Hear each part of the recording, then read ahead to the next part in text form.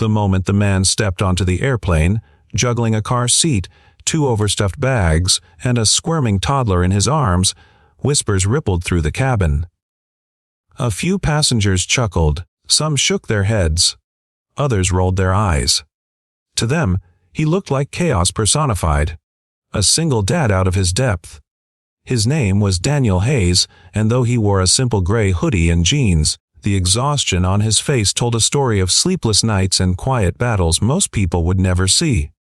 "Daddy, juice," his daughter whined, tugging on his shirt with sticky fingers. "I know. Baby girl, just give me a minute," Daniel said softly, though the balancing act in his hands was on the verge of collapse.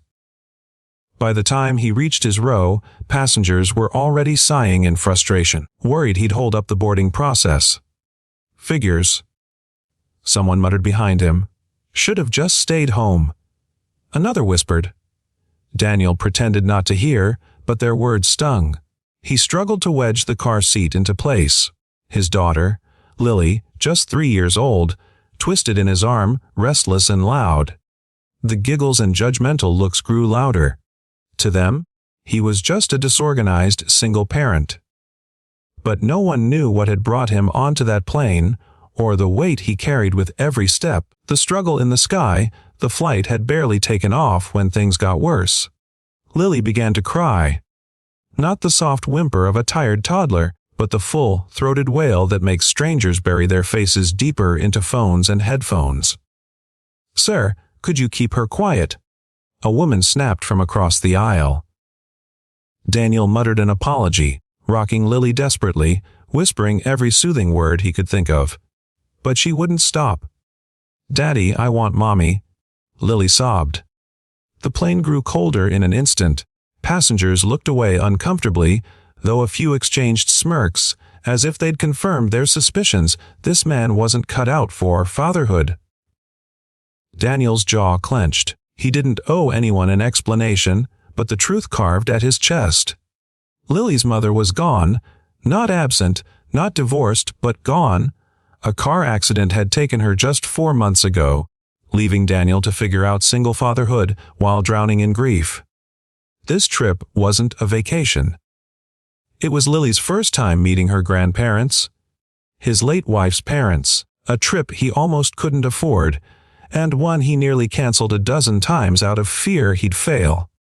And now, with every disapproving glance, it felt like he was proving himself right. The unexpected twist then it happened.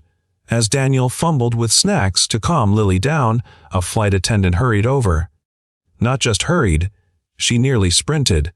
She stopped at his row, her eyes wide, her hands trembling slightly. "Sir, is your name Daniel Hayes?" she asked, her voice hushed but urgent. Daniel froze. Yes." The attendant's composure shifted instantly. Her shoulders straightened, her tone deepened, and to everyone's shock, she snapped into a crisp salute. "Sir, it's an honor." A gasp rippled across the cabin. Passengers craned their necks, staring. The same people who moments ago smirked at his struggle now watched with wide, confused eyes. Another flight attendant rushed over, whispering quickly, "It's him. I just checked the manifest." Before Daniel could react, the pilot himself stepped out of the cockpit. A decorated Air Force veteran, Daniel had once been a rescue helicopter pilot, a man who had saved countless lives in combat zones, though he'd never boasted about it. Few outside his circle even knew. The pilot extended his hand, his voice steady but full of respect. "Sir, you don't know me, but men like me fly today because of men like you. Thank you for your service." The cabin fell into stunned silence. Passengers who had laughed, rolled their eyes, or whispered cruel things now shifted in their seats, shame creeping across their faces. And Daniel. He simply blinked, his lips parting, unsure how to respond. He had never sought recognition. Not then, not now. He was just a father, trying not to drop the sippy cup in his hand. The shift from that moment, everything changed. The flight crew sprang into action, helping secure Lily's seat, bringing her juice, offering blankets and pillows. One attendant even crouched down and made silly faces until Lily giggled through her tears. Passengers who had ignored him before now offered small gestures. A kind smile, a toy handed across the aisle, even a whispered apology. For the first time since boarding, Daniel's shoulders relaxed. He leaned back, holding Lily close as she finally settled against him, thumb in her mouth, drifting to sleep. And though he didn't say a word, his eyes glistened with the weight of it all. The exhaustion, the grief, the judgment, and now this unexpected wave of compassion. The emotional climaxed hours into the flight. As the cabin lights dimmed, the woman who had snapped at him earlier quietly approached his row. She hesitated, clutching the seat for balance. "Mr. Hayes," she whispered, I owe you an apology. I didn't know." Daniel looked up at her, wary but calm. "Didn't know what?" "That you served. That you." He stopped her gently. "Mom, you don't need to thank me for that. I wasn't struggling because I'm a veteran. I was struggling because I'm a dad. That's all." Her throat tightened.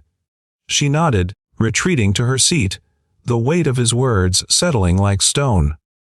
And across the plane, people shifted uncomfortably in their own thoughts, realizing how quick they'd been to judge without understanding. The landing, by the time the plane descended, Lily was awake and babbling happily, clutching a stuffed bunny one of the crew had found for her. The passengers filed out quietly, many offering Daniel polite nods, some whispering thanks, a few even stopping to pat Lily's head or wish them well. Daniel gathered their bags, lifted Lily into his arms, and stepped into the aisle. The pilot waited by the door. "Safe travels, sir, and good luck with your little one. She's lucky to have you." Daniel swallowed hard, his voice breaking as he whispered back, "I'm the lucky one." And with that, he carried Lily off the plane, his head held just a little higher. The same passengers who had laughed at him when he boarded now watched him go in silence. Not with judgment, but with respect.